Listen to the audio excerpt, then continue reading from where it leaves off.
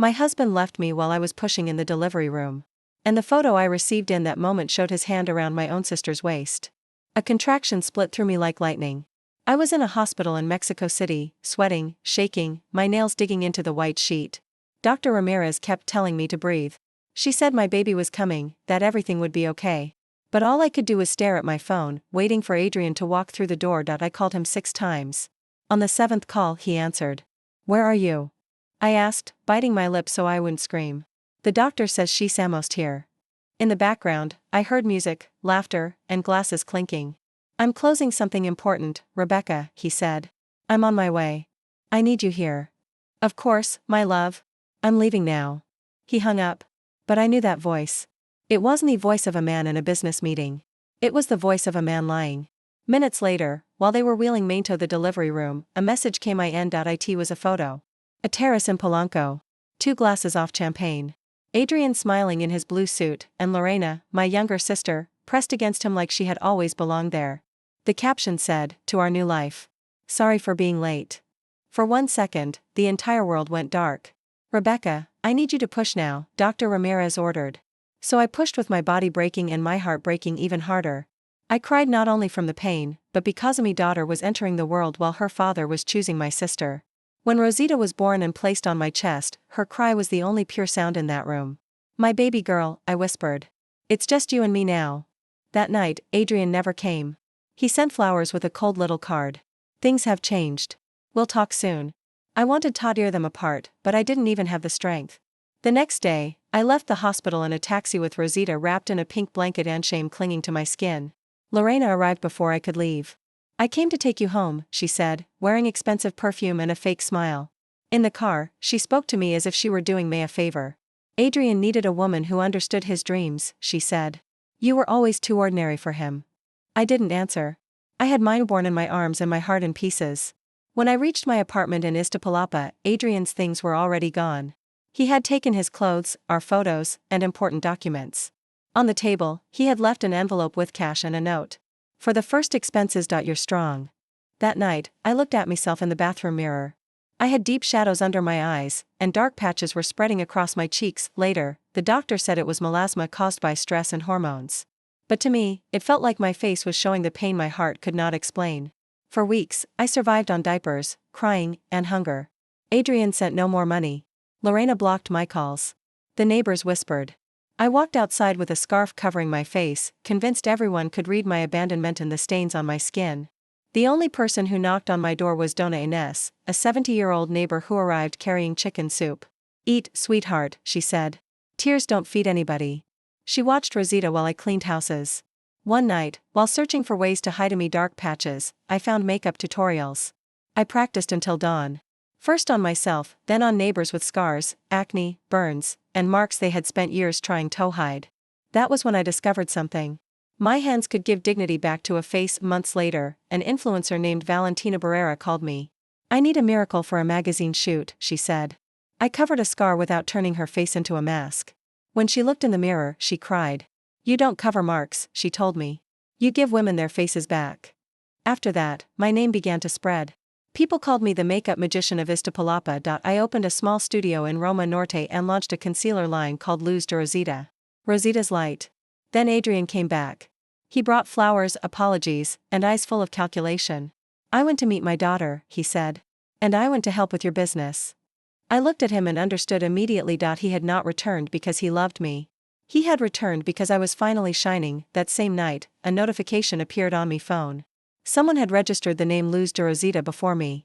The applicant's name was Lorena Salinas. I did not scream. By then, I had learned that some wounds require silence so you can think clearly. I called Valentina and my lawyer. The next day, Adrian asked me to meet him at an elegant cafe in Roma. Lorena acted without thinking, he said, pushing an envelope toward me. "Sign this, and I'll make her withdraw the trademark."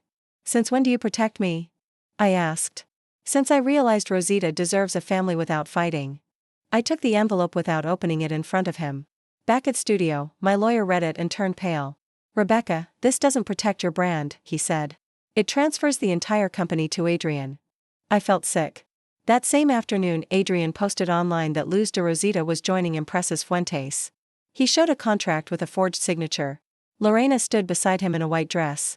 Rebecca will remain as creative consultant, she told the cameras. My phone exploded. Suppliers cancelled. Clients hesitated. Then Lorena gave an interview, claiming he had stolen cosmetic formulas from a company where she once worked.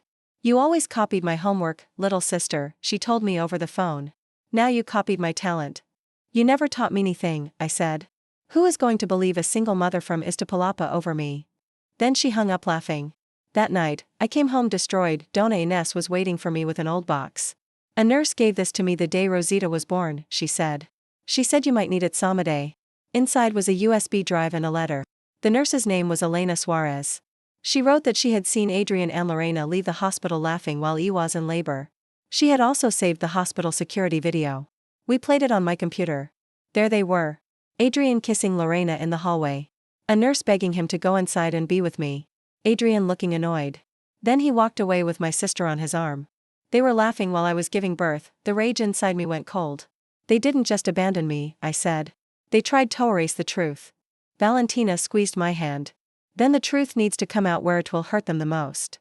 3 weeks later, Lorena announced the relaunch of Luz de Rosita by Lorena Fuentes at the Beauty Mexico Gala in Polanco. Celebrities, magazines, business owners, and live cameras would all be there. They believed it would be their coronation. I entered as part of Valentina's team, wearing a simple black dress with the US bidden in my bag. Rosita stayed with Dona Ines. Lorena walked onto the stage to applause. Tonight, we celebrate beauty, family, and truth, she said. Then she pointed at me. My sister Rebecca is here. I want to give her a chance to admit she used ideas that were not hers. A spotlight landed on me. The room began to whisper. Adrian was smiling in the front row. He walked onto the stage. My legs were shaking, but my voice was not. I stole nothing, I said. Lorena lifted a stack of papers. Then explained these formulas. Before I could answer, the lights went out. The hospital video appeared on the giant screens. Adrian and Lorena. The kiss. The nurse. The laughter. My labor happening at the same time as their betrayal. The room went dead silent. Then Valentina took the microphone. And now, she said, you will see how they tried to steal her company too. Emails appeared on the screen. Then the forged contract. Then messages between Adrian and Lorena. My sister's smile disappeared. I looked out at the room, and for the first time, I knew I was not alone. Adrian tried to leave, but reporters were already blocking the doors. Lorena stood frozen on the stage, clutching the fake papers to her chest as if they could save her. Valentina handed me the microphone. 1 year ago, I gave birth alone, I said. While my daughter was being born, my husband left with my sister. I thought that was the worst humiliation of my life. He was wrong. The worst humiliation was watching them come back after I had built something of Meown, not to apologize, but to steal it. Noon spoke. Luz de Rosita was not born in a luxury laboratory, I continued. It was born in a small apartment, in front of a broken mirror, while I learned to cover the marks that grief had left on my face. Every formula came from my hands, from my sleepless nights, and from women who trusted when no one else did. Lorena tried to come closer. Rebecca, please, she whispered. We're sisters. I looked at her. You were my sister when I helped you with homework, when I lent you money, when I defended you as a child. But you stopped being my sister the day you toasted with my husband while I was screaming in a hospital. Adrian, trapped by the cameras, raised his hands. This is edited, he said. It's manipulation. Then Elena Suarez, the nurse, walked onto the stage. She was wearing her white uniform and carrying a folder. I recorded that video, she said. I heard him say, I found something better. I am willing to testify before a judge. The room erupted. The gala organizers withdrew the award Lorena had expected to receive. The sponsors moved toward Valentina, not toward them. That same night, my lawyer filed complaints for forgery, fraud, trademark misuse, and emotional damages. Their fall was fast. Empresas Fuentes suspended Adrian.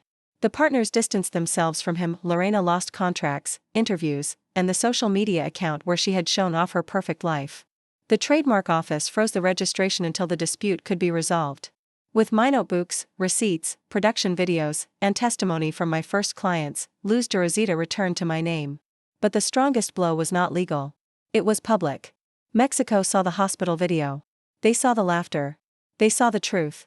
A week later, Adrian came to my studio. I did not let him inside. I want to see Rosita, he said. You will see her when a judge orders it, under conditions that protect her peace. I'm her father. A father is not a man who arrives only when smells money. His face hardened. Yuri taking revenge. No, I said. I'm defending myself. Then I closed the door. Months later, Luz de Rosita opened its first store in Coyoacán. On the main wall, I placed one sentence. Marks are not meant to be hidden. They are meant to be illuminated. Dona Inés cut the ribbon with me, crying more than I was. Valentina became my partner. Elena Suarez was the guest ofenor. And Rosita, with her black curls and curious eyes, clapped without understanding that everything around her carried her name. Many women came to the store with scars, melasma, vitiligo, acne, burns, and shame that other people had placed on them. I sat each one in front of the mirror and told her the same thing. I am not here to erase you. I am here to help you see yourself whole. I will not lie. There are still nights when I remember the delivery room, the vibrating phone, the photo, and the laughter. Some pain does not disappear. It learns to walk beside you. But now, when I look at my face, I no longer see my marks as punishment. I see a map. Every shadow brought me here. Lorena never apologized. She sent one message after she lost her apartment. You ruined me. I read it once and deleted it. Adrian tried to negotiate visitation with expensive lawyers. The judge saw his history of abandonment and ordered supervised visits. Rosita will grow up knowing the truth, but she will not carry me hatred. She does not deserve that. The last time I saw Adrian, he was sitting in a family visitation room, awkward in front of a little girl who did not recognize him. Rosita looked at me from the carpet and reached out her hand. Mommy. That word was me greatest victory. That night, after closing the store, I turned off the lights one by one. In the mirror, I saw the woman I had been and the woman I had become. The first survived by crying. The second learned how to fight. Both of them deserved respect. Because sometimes life breaks you at the exact moment you are giving life. And still, with blood, tears, milk, and rage, you can rise. You can create something no one has the right to steal.